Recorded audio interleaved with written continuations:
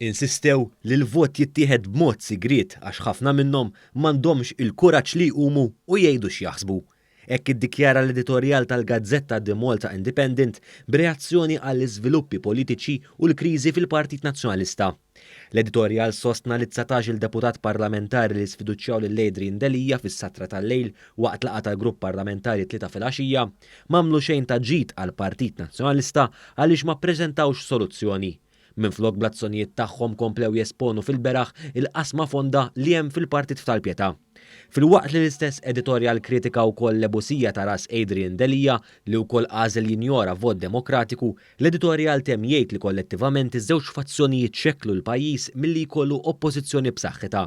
Mhux tal-istess fema kienet ittra lill-editur minn Kevin Kassar fil-Gazzetta The Times. Kassar li ġie mill-qrib tal-familja tal-eks kap nazzjonalista Fil-Pn staqsa għaliex Delia qed jibqa' jwebbes rasu wara li ġie sfiduċjat mill-maġġoranza tad-deputati tiegħu stess. Fl-ittra tiegħu Kassar attakka lil Delia dwar id-deċiżjoni tiegħu li jibqa' fit-tmum tal-Partit u attribwixxa raġunijiet personali li setgħu immotivaw din id-deċiżjoni.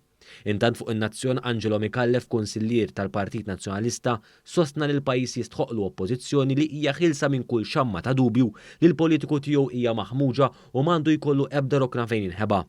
Mikallef kellu kliem jibes ukoll għas-sitwazzjoni li jinsab fiha l-Partit Nazzjonalista hekk kif kritika l-attitudni ta' business as usual f'ġimgħa ta' diqa kbira u mill-iktar kera fl-istorja tal-Partit Nazzjonalista.